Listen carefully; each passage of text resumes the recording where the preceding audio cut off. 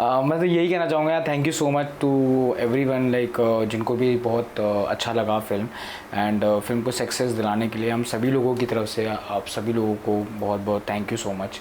मतलब यही है, थैंक यू। चैलेंजिंग थी, काफ़ी चैलेंजिंग थी, बिकॉज अगेन जब फिल्म पढ़ी थी हम लोगों ने तो मतलब क्योंकि काफ़ी रिजेम्बलेंस हमें एक्टर्स हम लोगों को कास्ट करने थे रेफरेंसेस पे।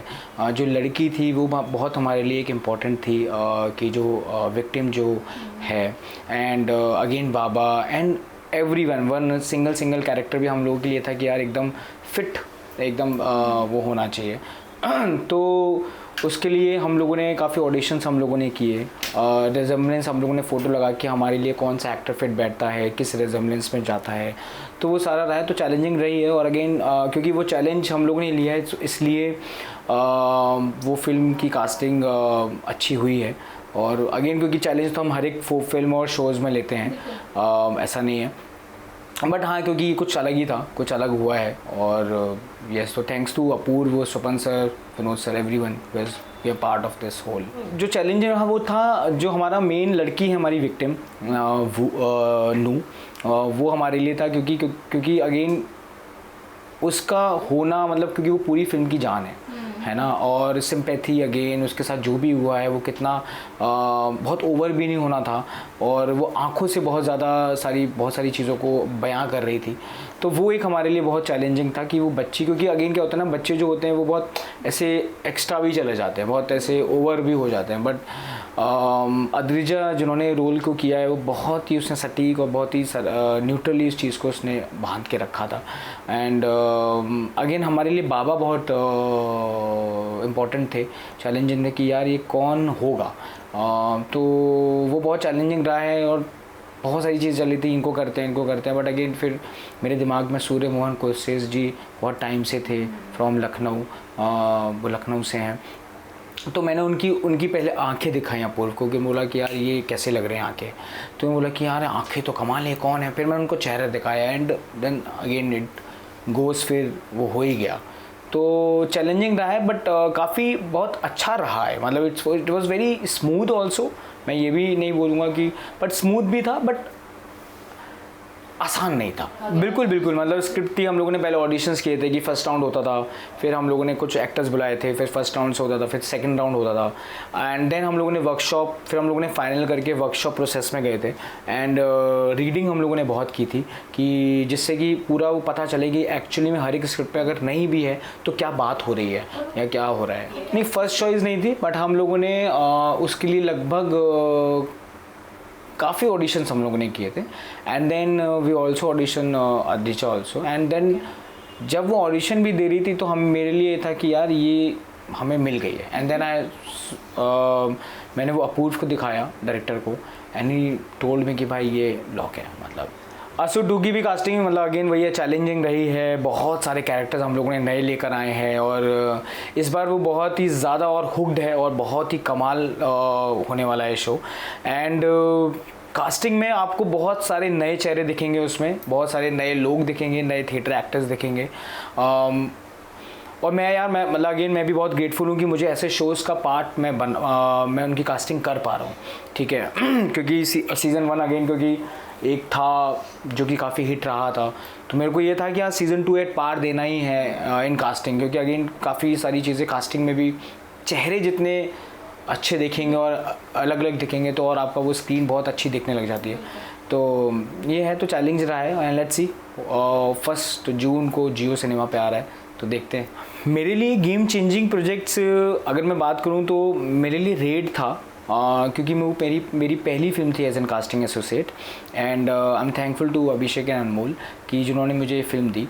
और क्योंकि मैंने उसमें बहुत सारे थिएटर एक्टर्स हम लोगों ने कास्ट किए, लखनऊ से हम लोगों ने बहुत सारे एक्टर्स हम लोगों ने कास्ट किए थे, और हम लोगों ने जो प्राइमरी भी था उसमें भी हम लोगों ने नए लोग हम लेकर आए। हम लोगों ने दादी जो थी उसमें हम लोगों ने काफ़ी भोपाल से हमने ढूंढी थी, तो वो था, तो बहुत सब कुछ नया था, काफ़ी कुछ उसमें हम लोगों ने किया था, तो वो मेरे लिए गेम चेंज था। And then cut to Sacred Game season 2, and क्योंकि बड़े शोज़ आप होते हैं, क्योंकि आप भी बहुत एक जर्नी से आ रहे हैं, और तो Raid and Sacred Games 2, and as a learning जो मेरे लिए वो रही कि कास्टिंग कैसे होती है, या कास्टिंग ऐसी फिल्मों की, रॉ रियलिस्टिक फिल्मों की कैसे होती है, वो थी डैडी। तो डैडी से मुझे काफ़ी कुछ और लर्निंग मेरे को आया। OTT में क्या होता है कि आपके बहुत सारे कैरेक्टर्स होते हैं और बहुत सारे एपिसोड होते हैं, उसमें डिफरेंट वैराइटीज़ ऑफ एक्टर्स होते हैं। फिल्म्स में क्या होता है कि एक लिमिटेड एक्टर्स होते हैं, ठीक है, और आपके लिमिटेड एक्टर्स में आपको कम एक्टर्स होते हैं, और कम इन द सेंस कि बहुत ऑडिशंस नहीं होते हैं। और पर OTT में क्या है कि डिफरेंट वेरिएशंस, हर किसी की अपनी रेंज हो रही होती है, हर किसी का अपना ट्रैक होता है, और तो उसमें बहुत टाइम लगता है। एंड फिल्म्स हम लोग ऑलमोस्ट 2 महीने में कंप्लीट कर लेते हैं। OTT में लगभग लग जाता है 6 महीने, 1 साल भी हो जाता है OTT की फिल्म में। जैसे मुझे सेक्रेड गेम्स में 1 साल लगा था ऑलमोस्ट कास्ट करने में, या दहन मुझे लगभग 6 महीने लगे थे। ये काली कलियाँ, तो ये है मतलब टाइम टेकिंग प्रोसेस है, जहाँ पर वैरायटी ऑफ कैरेक्टर्स होते हैं और वैरायटी ऑफ शोज़ होते हैं। तो वैरायटी ऑफ आपको एक्टर्स हमें देने पड़ते हैं। ध्यान में मतलब मैं जो रखता हूँ एक ऑडिशन लेते समय, एक होता है स्पॉन्टेनिटी, कि कितनी है एक एक्टर के पास, कि अगर स्क्रिप्ट नहीं है या चीज़ें नहीं है तो वो कितना स्पॉन्टेनियस सीन को चेंज कर पा रहा है। सेकेंडली कन्विक्शन, कि कितना कन्विक्शनली वो उस चीज़ को परफॉर्म कर पा रहा है। एंड थर्ड जो होता है कि उसको सीन की समझ कितनी है, एक कैरेक्टर आर्क जो होता है या सीन का आर्क जो है उसका कितना उसको एक आइडिया हो रहा है। तो ये सब 3 चीज़ें हैं। बाकी तो फिर हम लोग और बात करते हैं, जब कोएड करते हैं और बहुत सारी चीज़ों पे बात करते हैं तो वो सीन अच्छा होता चला जाता है। बट ये 3 चीज़ें जो हैं वो हमें देखनी ही होती है। या बेस्ट कास्टिंग तो मैं ये बोलूँगा बंदा, ठीक है। और दूसरा वर्स्ट कास्टिंग जो मैं शायद एक फिल्म थी ZEE5 के लिए ही थी बट मतलब मुझे ऐसा लगता है कि और अच्छी हो सकती थी, बेहतर हो सकती थी। तो वो मुझे लगता है कि हाँ वैसा है। आने वाले दिनों में तो जैसे कि अभी SO2 आ रहा है, और भी शोज़ हैं मेरे जो लाइनअप हैं, जैसे कि नित्या मेहरा और सुधांशु सरिया के साथ मैंने एक प्रोजेक्ट किया अमेज़ॉन के लिए, और भी सारी चीज़ें हैं। एंड आने वाले दिनों में AK-47 करके एक सीरीज़ है जो होपफुली आएगी। दूसरा मैं प्रोड्यूसिंग की तरफ भी मैं जा रहा हूँ, जो मैं बेसिकली प्रोड्यूस कर रहा हूँ कुछ चीज़ें, और मैं बनाने की मतलब बनाने पे हूँ। मैंने अभी 3 शॉर्ट फिल्म्स जो हैं वो को प्रोड्यूस किए हैं एंड प्रोड्यूस किए हैं, जो फेस्टिवल्स में रन कर रही हैं।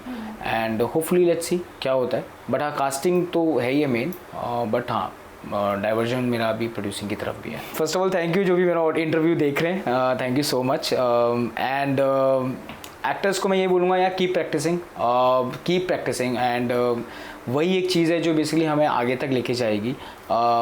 थकना नहीं है, हारना नहीं है, पेशेंस हमें रखना है, क्योंकि ये इस वक्त बहुत अच्छा टाइम चल रहा है। तो let's keep practising and just do your best what you are in it. तो वो एक है। एंड प्लीज़ वॉच ASUR 2 ऑन Jio Cinema 1st June and Banda on ZEE5, and thank you so much. Thank you.